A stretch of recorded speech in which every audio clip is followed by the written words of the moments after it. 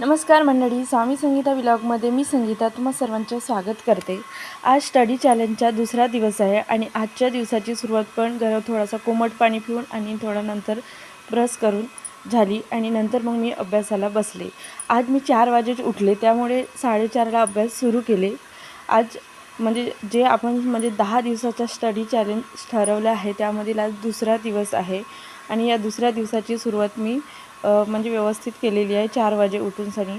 आज आपलं मी PhD एंट्रन्ससाठी अभ्यास करत आहे। 15 दिवसांनी एक्झाम आहे, त्यामुळे दुसरा दिवस आहे आणि आज मी त्यामध्ये काय अभ्यासलं तर संख्यात्मक व गुणात्मक संशोधन यामधील फरक, लुंडबर्ग यांनी सांगितलेल्या संशोधनाच्या पायऱ्या, त्याचप्रमाणे ऑगस्ट कान आणि J.S. थॉम्सन यांनी सांगितलेल्या संशोधनाच्या पायऱ्या आणि त्यानंतर संशोधनाच्या सर्वसामान्य पायऱ्या आणि मग संशोधन आराखड्याचे प्रकार आणि नंतर काय झालं तर नेट नोव्हेंबर 2017 त्यामध्ये 20 प्रश्न वाचले आणि नंतर मग थोडासा व्यायाम योगा वगैरे केली आणि मग घरातली कामं सुरू केली।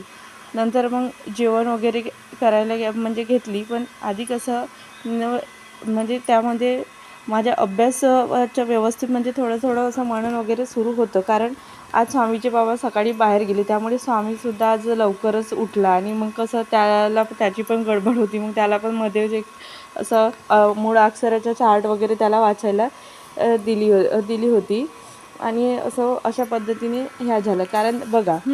कारण स्वतःचा आनंद स्वतः शोधत राहिल्यानं इतर कोणत्या गोष्टीचा किंवा व्यक्तीचा किंवा परिस्थितीचा त्रास होत नाही आणि स्वतःच्या सुखासाठी, आनंदासाठी इतरांवर अवलंबून राहू नये, कारण स्वतःचा आनंद, सुख स्वतः शोधून समृद्ध व्हावे। कारण शारीरिक, मानसिक आणि बौद्धिक स्वावलंबी होण्याचा नेहमी प्रयत्न करत राहावे, आयुष्य जगणं सोपं होऊन जाते आणि कोणी कितीही त्रास देवत मनाला लावून घ्यायचे नाही।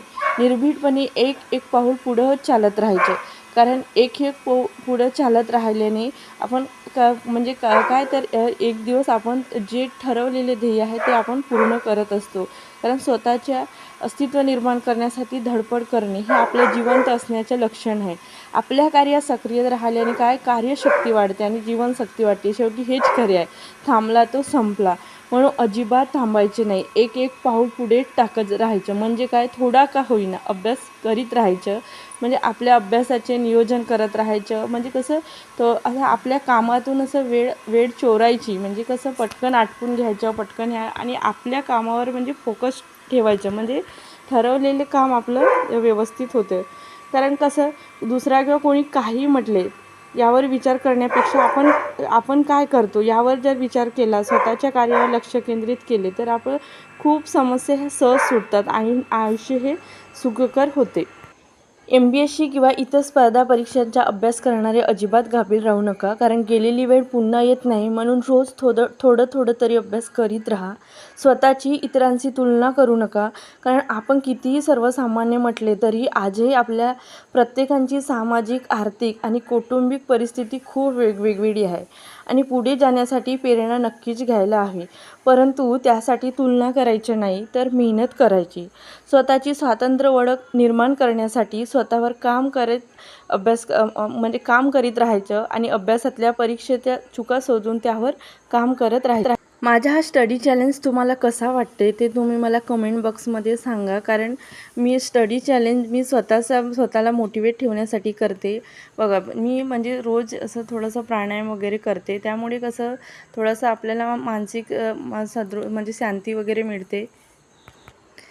स्वामीला थोडंसं नाश्ता दिली, त्यानंतर मग मी तूप करायला घेतली, तूप करायचं होतं, माझं लोणी काढून झालेलं होतं, तर मग मी लोणी काढून व्यवस्थित तूप कढवून घेतली। असं वाटलं होतं की आज लवकर सगळं कामं आटपती, कारण स्वामीचे बाबा सकाळीच बाहेर गेले होते, पण तसं काही झालं नाही। दुपारपर्यंत मला कामं पुरली आणि मग नंतर स्वामीचं जेवण खावण हे सगळं करत बसली। तुम्ही या चॅनलला नवीन असाल तर चॅनलला सबस्क्राईब करा।